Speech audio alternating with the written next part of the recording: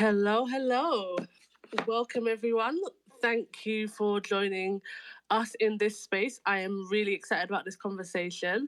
And yeah, the main man is in the room. So welcome, Scott. So excited to have you. Yeah, thanks, Esther. Let's jump right into the conversation.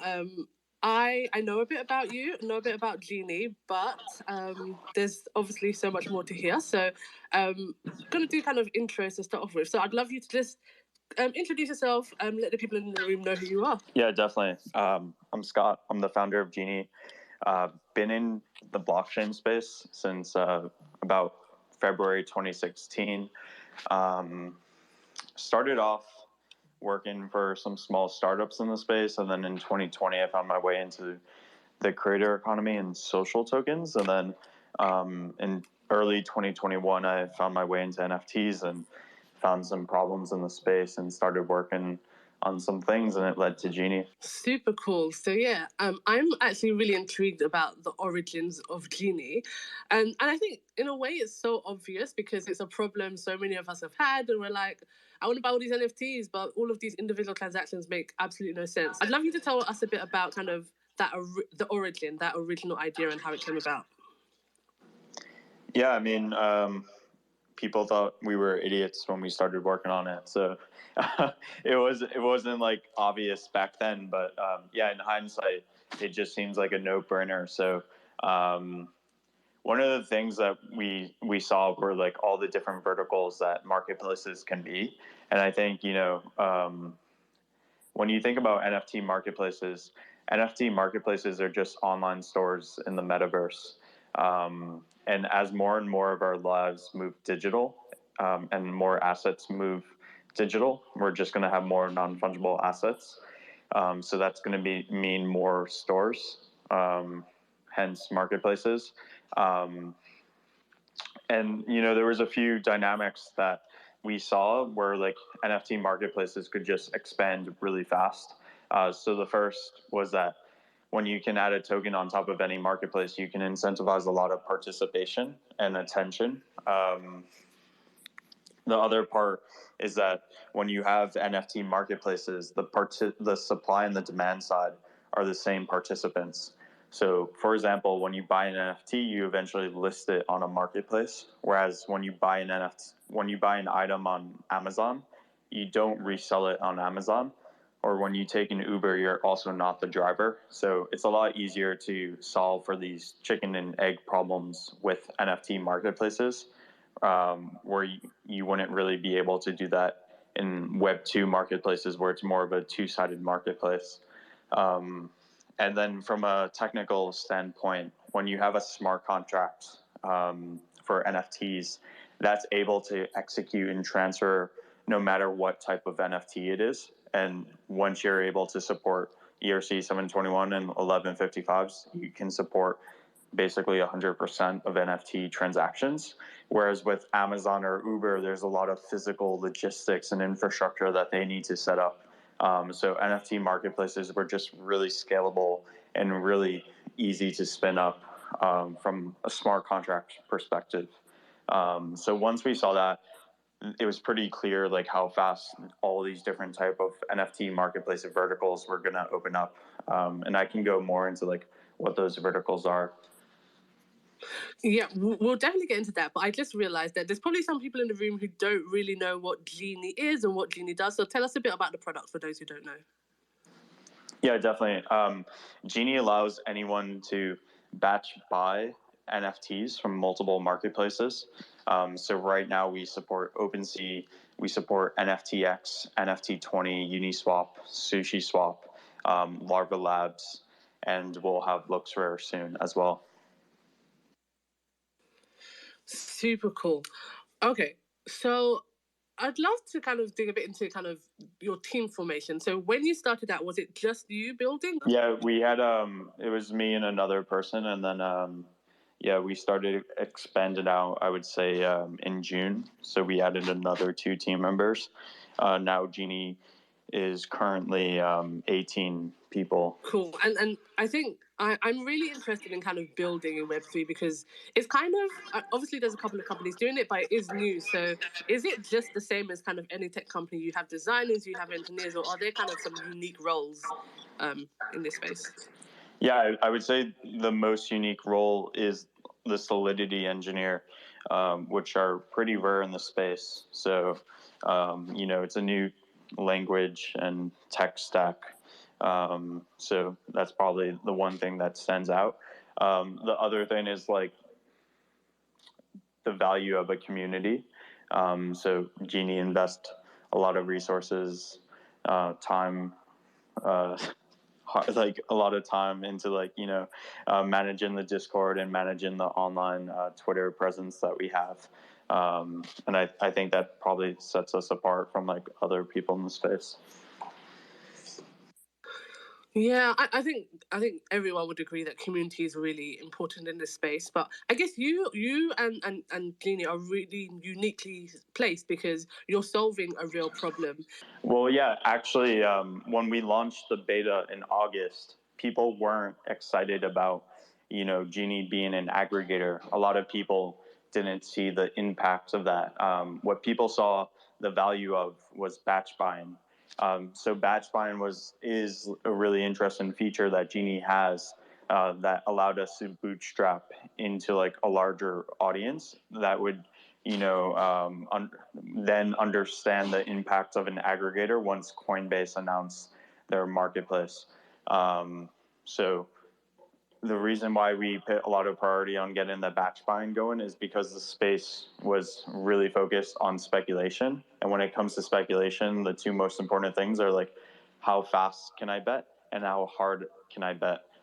So when Genie launched batch buying, this space just felt a lot faster because people were able to buy 20, 30, 40, 50 NFTs in a single transaction in under 30 seconds. Whereas if you did that on a secondary marketplace, it would probably take you 20 minutes. Yeah, I think that's so true. I think, bulk buying is kind of intuitively a benefit to kind of most of us in the space. But in terms of aggregation, I'd love you to kind of dig into that a bit more. Yeah, so I'll go into like maybe the different marketplace verticals, and then we can see like from a high level how many types of marketplaces there will be and like how important it is to interact with all of them and be able to index everything. So at first we have like the general marketplaces. So that's these big, broad marketplaces trying to be like the one-stop shop. So there you have OpenSea, you'll have Coinbase next month, you'll have Nifty Gateway that's moving non-custodial. You also have FTX with their marketplace. You have Crypto.com. So those are like the major ones. And then you have these niche specific marketplaces. So these are marketplaces focused on a specific segment of NFTs. So for example, you have Foundation and Super Rare that are focused on one-on-one art. Then you also have gaming marketplaces. The next type of marketplace vertical that we're going to see, that we already see happening, is like top collections having their own marketplace. So CryptoPunks really pioneered that. So they have a 0% fee marketplace where anyone can go and buy or sell a CryptoPunk. We're probably going to see Bored Apes create their own marketplace and potentially Doodles as well. Then we're going to have applications with their own marketplaces. So for example, Showtime, which is like Instagram for NFTs, has their own marketplace on Polygon. Instagram will eventually have their own marketplace as well. So that's another vertical. Then you have like the Shopify type of marketplaces. So Shopify is literally like supporting NFTs now. There's also decentralized protocols focused on this, like Zora, and there's Catalog Works built on top of Zora, which is a music NFT platform. So it's, removing and abstracting all the smart contract work and just allowing developers to focus on the interface and the business side. And then you also have AMMs and like more decentralized like DeFi marketplaces. So the AMMs are focused on like the floor items. So they're trying to solve for like instant liquidity. And then, yeah, like you alluded to, you also have Crosschain, which is really interesting because in Crosschain environments, there's different marketplaces, and there's also like different winners in that Crosschain environment. So a good example of that is like Magic Eden owns 95% of the market on Solana. It's not OpenSea. So to make sense of like all these different, marketplaces out there, you kind of need a Google that's indexing all these different marketplaces and aggregating all of them, and so that it's able to route liquidity or buyers where their purchases are most efficient, and that's what Genie's doing. So those are the different type of marketplaces. And if you imagine that we're moving into like a virtual world, what's going to need to happen is there's going to need to be like one central API or protocol that's able to buy across all these different type of marketplaces very seamlessly.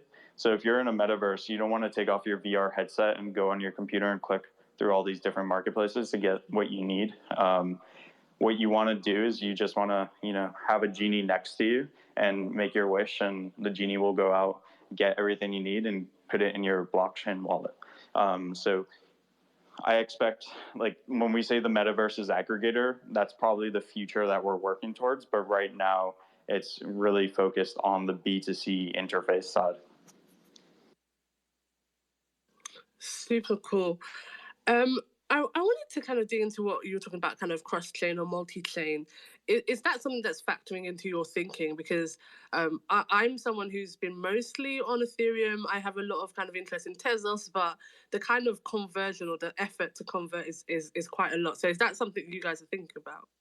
Yeah, definitely. I think for now, there's still a lot of problems that Genie has to solve in order to be the best aggregator on the market in Ethereum. And Ethereum has 70% of NFT volume. And I feel like the community and the culture here is, pretty resilient, and Ethereum has a monopoly on a lot of culture. So it's hard to move away from Ethereum. One example of that is like last month when the NFT market was down, Solana's like NFT volumes dropped by 90%. Ethereum dropped by less, and then it recovered really quickly, whereas Solana lagged for a few weeks.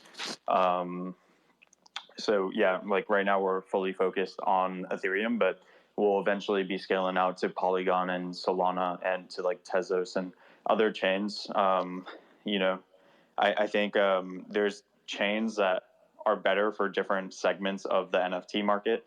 So Polygon is probably going to be the best chain for gaming NFTs. And then maybe Tezos will be better for creators because it seems like a lot of creators care about environmental issues. And Tezos is pretty prioritized on that in terms of like development and marketing. One of the things I'm always intrigued about with startups is how you think about kind of other players.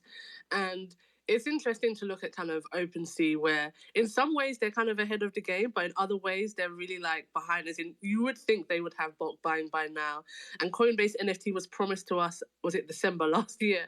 And we still don't have it. So what are your kind of thoughts on kind of the other players? Do you see kind of any existential risks about them maybe implementing some of your features or going in some of the direction that you're going? Yeah, in regards to Coinbase taking a while to launch, I completely understand why they're probably delaying it.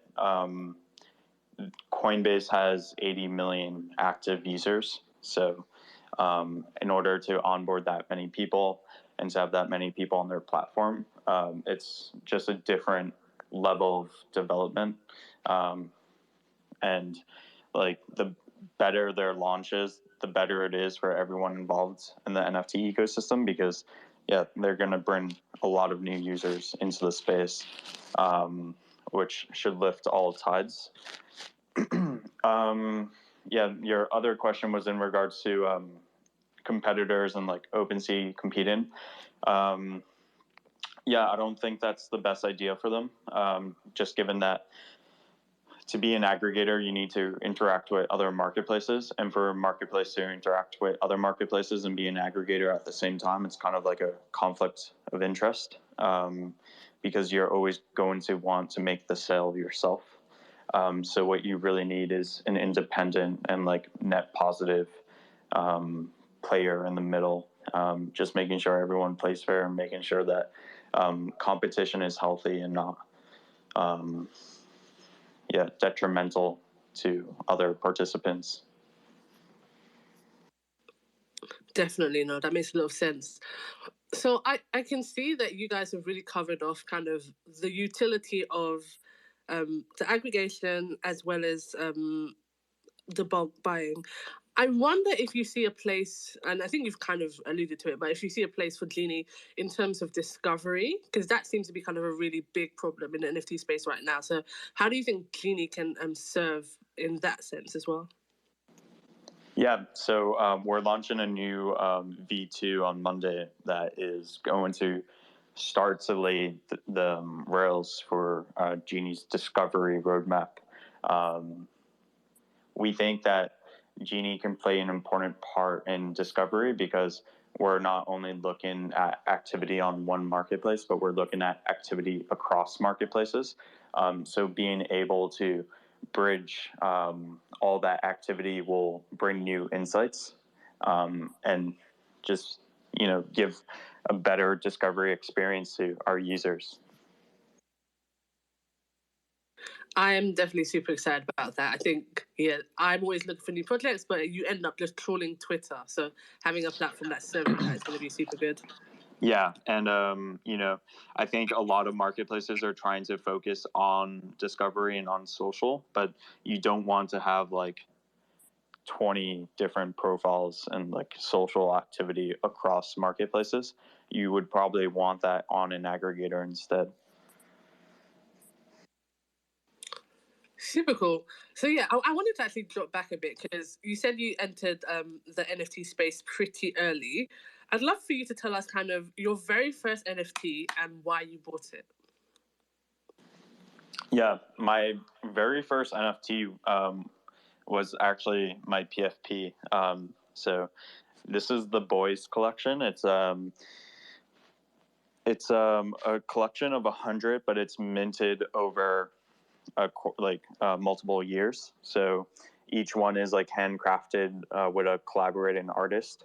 And the reason why I bought them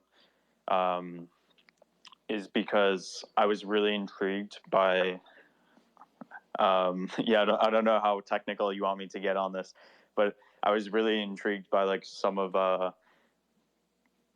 the chiaroscuro of like my specific NFT. So like the way the lightning hits this like Stonehenge looking NFT. I thought that was really interesting because that I studied art history in university, and yeah, this was like one of my favorite techniques in like Dutch paintings, and to see it like be done on like an NFT where it's digital and it's supposed to be like super modern. It was really interesting to me. I also like the idea that like it was minted over like a period of like 3 years because it allowed for like healthier inflation in the collection rather than just minting like 10,000 at once. And I really like the fact that it was like a collaboration. So like there's a base template for all boys, but then there's a new artist invited to collab on one piece on each piece. So there's a different like perspective taken for each one. So I bought 3 of these in an auction. I think it was me versus Andy from Fractional in this auction, and I won out on a few, and I let him win one. And then after I bought these, I bought my Bored Ape after, which is now owned by Alexis Ohanian of Reddit. Super cool. It was really interesting that you said that you did art history. I always tell people that my interest in NFTs is broad because I love art, I love tech, and even like the smart contract element. I studied law, so it kind of all feels like a perfect mix of the things that I'm interested in. Do you feel like that same kind of unique affinity for NFTs and for this space? Yeah, I kind of see like the progression of NFTs and like how like art history has like led to like the creation of NFTs. So you like um, first we started off with like really classical paintings, and then these 2D paintings became more 3D with like um, Picasso and like that era of painting, and now like they're actually leaving the canvas and like becoming these digital assets on the blockchain that you can use in virtual worlds. So it just seems like a nice linear progression of art history. Yeah, I think I was speaking to Lana Danina kind of probably a couple of months ago now, and I think it's sometimes it feels like we're exaggerating to say that the NFT space is revolutionizing the art world, but I really think it is. So yeah, I think you're definitely right that we're seeing kind of almost like a new movement, a new era in art history. I think it was also really interesting talking about kind of the uniqueness of the Boys project and the fact that it was minted over 3 years and the collaborative element. Is that the kind of thing that you look for in NFT projects? That kind of just uniqueness in the way they're putting the art together? Yeah, it depends on what type of like NFT it is. If it's a PFP, what I think about is like, can this be a $1 billion brand? And I think that's what makes Bored Apes special, like Doodle special, CryptoPunk special. For like one-on-one art, it's more about like, yeah, the skill set used. So like how easy is it to like reproduce this, but also how much thinking went into this piece. For the Boys, it was kind of like a blend of both. What I liked about it also was like the limited supply, and then I also like really appreciated the other owners that own the Boys. So it was me, Andy, the Aave co-founders, some like OGs in the NFT space, like Fuck Render. So it just seems like a really good group of people participating in like this Boys ecosystem, and yeah, everything else aligned as well. So it just felt pretty natural to buy 3 of them.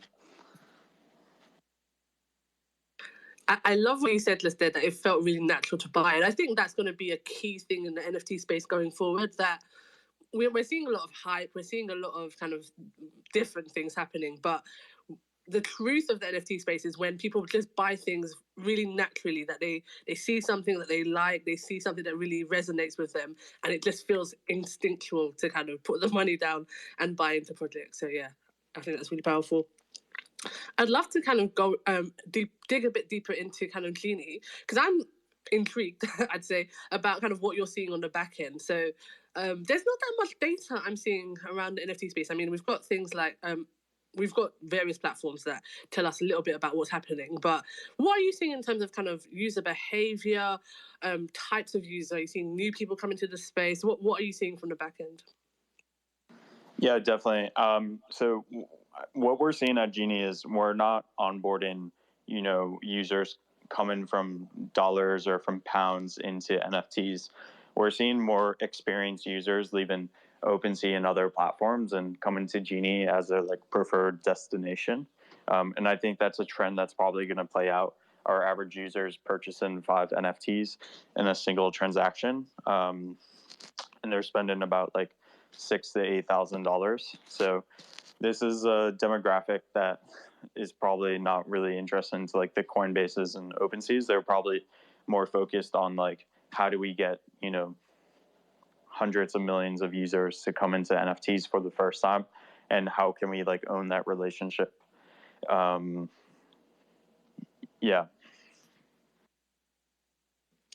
I think that's a really good point, because I think as a builder, that's one of the things that I'm really interested in. Is we have the NFT market right now, and there's certain kind of behaviors, certain kind of profiles, and user types, I guess you could say.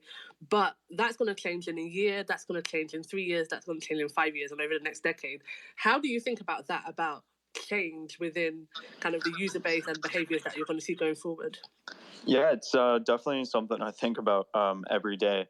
One thing I think about every day is, people coming into the NFT space are only experiencing one vertical of what NFTs can be. So right now that's art and like a subset of art, which is PFPs, but they're not exposed to like every other form that an NFT can take on, whether that's more financial products or data. Or so it's going to be really interesting to see like how the current market and how the current users split out into like all these different verticals of NFTs, and how Genie can play a part in trying to help that transition, help place people where their interests are peaked and where their abilities are most efficiently used, and seeing how Genie can scale for all these different use cases of NFTs that we're going to see.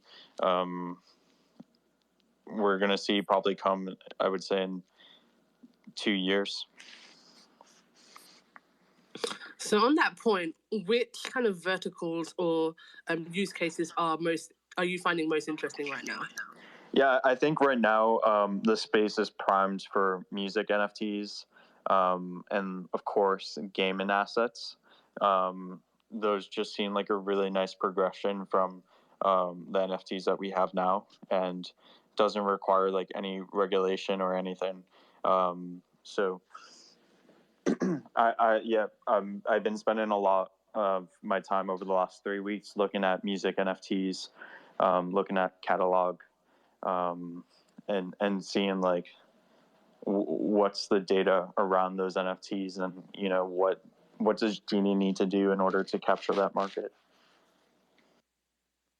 Super cool. Okay, I just wanted to shout out to everyone in the room. If any of you guys have questions, please feel free to request and I'll bring you up, but I'll definitely continue. Scott, you talked about V2 and told us a bit about kind of what's going to be in that. I'd love you to kind of expand and tell us a bit more about what we can expect in V2. Yeah, V2, we're moving into a marketplace user interface. So our beta interface was very experimental, and I think what we were trying to figure out with that interface was, are people interested in instantly selling their NFT to buy another NFT? And what we found out from that experiment was that NFTs don't have enough liquidity, instant liquidity, to be able to do that. So it's not really interesting unless you want to instantly sell your NFT for a bid that's maybe 20, 30, 40% below the floor. So we're moving into a marketplace interface. We think it's probably the best market interface at the moment. So it's going to be exciting to share that. We also came out with a Discover page where you can do more social interaction, see what people are buying. I think this is like the baby step for like what Genie's going towards on the social side.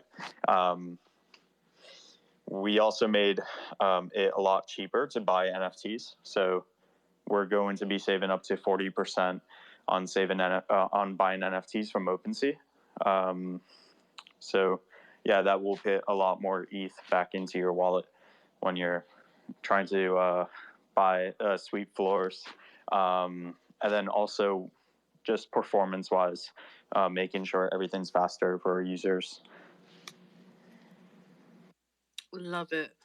I think the liquidity point is actually really interesting because part of me is kind of thinking about this in two ways. Is the solution to the liquidity issue more liquidity, or is it better, I guess, for want of a better word, utility in NFTs? It can really go two ways. What are your thoughts on that? Yeah, I think it's twofold. I think the first thing is better tools. So better ways for every user in the space to be able to place liquidity. OpenSea came out with a new smart contract last month. They didn't launch the feature yet, but it will allow you to place a bid on an entire collection or an entire trait inside of a collection. So that's going to increase the liquidity dramatically. And then the second thing, of course, is getting more users into the space to provide liquidity.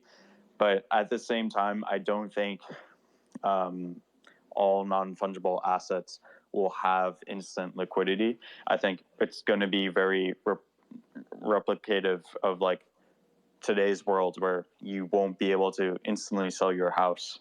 I think for very low valued or floor items inside of a collection or any non-fungible asset, there will be good instant liquidity. But for more rare non-fungible assets, you will need to like wait to be able to sell it at fair market value. Totally. Okay, so one other thing I wanted to kind of dig into with you is, so I can see how Genie is super beneficial for marketplaces because it just makes it makes it easier to interact with them, number one. Super helpful for kind of users and buyers because you can buy NFTs in a much more kind of convenient way. But I was wondering if you have kind of particular thoughts for creators and people who are creating NFTs, like what features are you thinking for them maybe in the future? Yeah, I think of Genie kind of like Google. So, for example, like any website wouldn't want to be cut off from Google. You would want to be able to be indexed by Google so that it could keep giving you volume of visitors.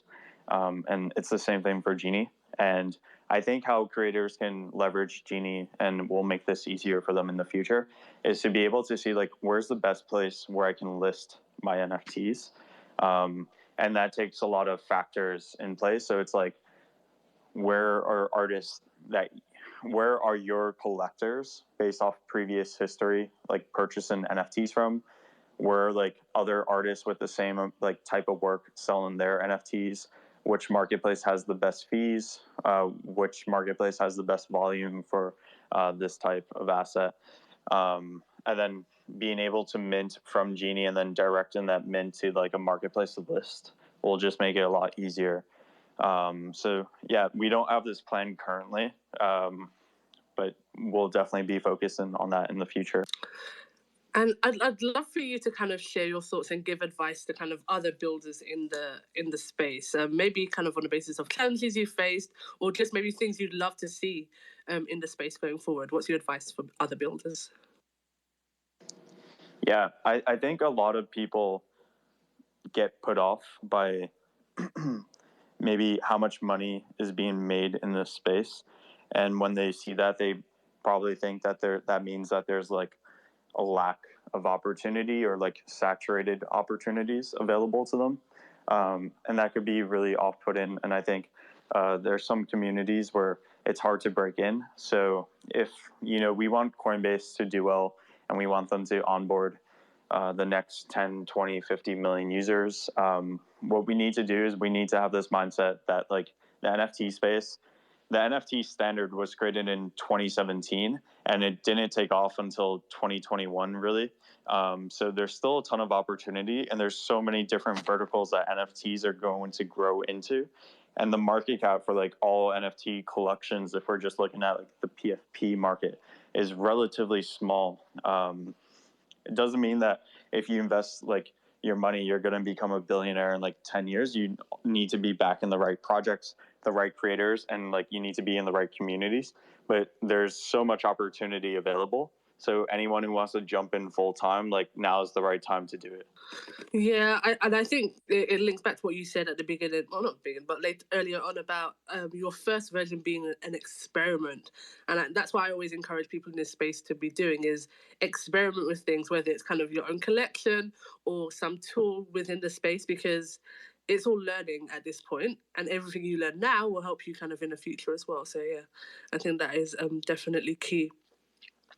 And I guess also, I know we've kind of touched on it before, but for creators, I guess your discovery tools will definitely help them. But one of the things in a lot of the spaces I'm in is creators kind of bemoaning either not making sales on their one-of-ones or kind of failed collections. Is there anything that you're seeing that could maybe give them a couple of tips for success?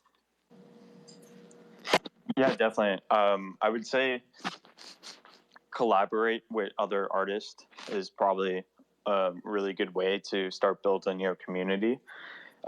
Finding people to help you manage your own community on Discord and being able to build that up is the second key.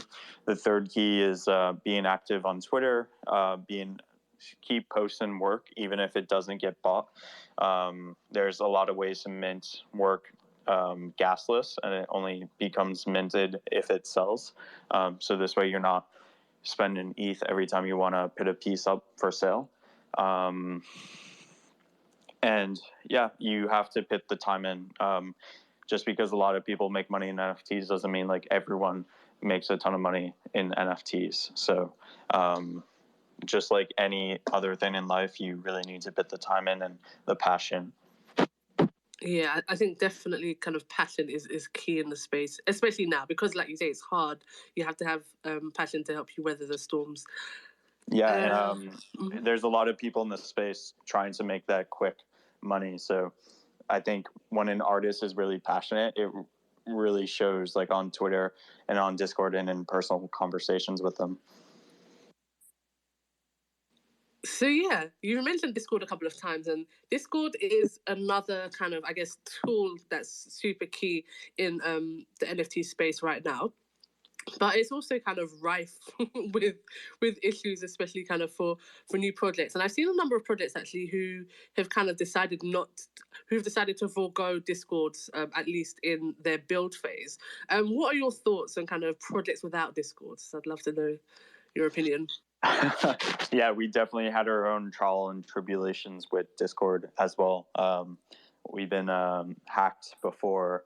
We're constantly being victims of people imitating Genie and trying to scam our user base. So every other day there's a new Genie token that we're aware about. So yeah, you really need passionate community managers who are shepherding the community and watching out for these scams when they come about. And it definitely gets super tolling as you're scaling your community and you're being raided or other exploits that these accounts are doing. So, but I think it's like the cost of doing business right now in this new metaverse space. Whenever there's opportunity, there's also people trying to steal that opportunity away from honest people in the space. So it's probably a short-term problem, but the market, pays you for solving its inefficiencies, and this is one of the biggest inefficiencies that we have right now. But the people who weather through that will be rewarded in the long term. Yeah, I completely agree. I think community products are probably one of the, after yours, community products are probably the most interesting to me because of that exact problem. But speaking of kind of other tools, apart from Genie, what's kind of one of your favorite tools within the NFT space? Yeah, I think one that I'm really excited about is PartyDAO. So being able to group buy NFTs, that just seems really cool. Definitely making purchasing NFTs more social, and also being able to commercialize DAOs in a very palatable way is really interesting to me.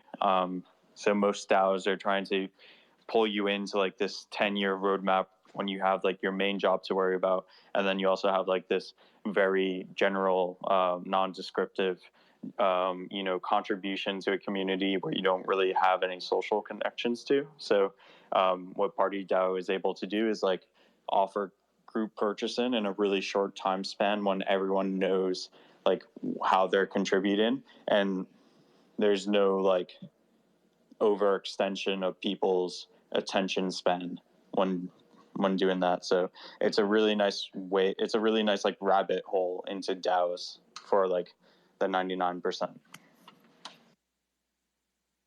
Yeah, I really love PartyDAO. I think very much like Genie, it solves the specific problem in a very direct way, kind of, perfectly. And I think PartyDAO and Coop are probably my two favorite in that category. So yeah, really excited for what they have coming up. And kind of in that same vein, what's your kind of favorite either current or upcoming NFT collection or artist or something like that? Yeah, I would say Jack B. He's actually here right now listening in. Cool. I'd love you to tell us a bit about Jack so we can have a look at his profile. But yeah, let us know what you like about him. Yeah, what I like about him is he's actually the creative director at Genie. So he's pushing out all of our visual marketing, and he's doing a pretty bang up job on that. So one thing that he really looks into, like hones in on, are like details inside the art that he creates. So one piece that he made for Genie, for example, is like this Arabic bazaar image, and it's kind of representative of bazaars and how Genie is like this grand bazaar of all different types of marketplaces. And there was just a lot of detail and like the sand. There was a lot of really fine touches and Easter eggs in the piece that I appreciated. Just the artist touch. That sounds amazing. And I think that is, again, one of the things that I'm loving about this space is within kind of, I guess, startups and companies, this level of creativity that we don't see kind of in normal tech companies. So yeah, that's super exciting. If anyone has any questions, please feel free to come up. We'll probably be rounding up in a little bit, but yeah, I want to make sure we kind of get everyone's questions answered. Scott, is there anything you want to say maybe about kind of Genie 2.0 or stuff that you've got coming up later this year? Yeah, I would say the most important thing that the Genie team has been working on is V2 that's launching on Monday. So if you want an elevated experience from a product and technical standpoint, be sure to check that out on Monday. Super cool. Okay, well, Scott, it's been amazing speaking with you. If no one has questions, we'll run up soon. But yeah, I'm encouraging everyone to try out Genie. It's a great tool, and it's super exciting to see what they have coming out on Monday. But also, I'm sure the rest of this year we're going to have some great stuff coming. So thank you, Scott. Thank you, Genie. And yeah, we're really looking forward to seeing what comes next. Yeah, thank you, Esther. I know it's really late on your side, so yeah, thanks for scheduling this and staying up with us on the East Coast here in the United States. No problem at all. Have a wonderful weekend, everyone. Thank you for joining us.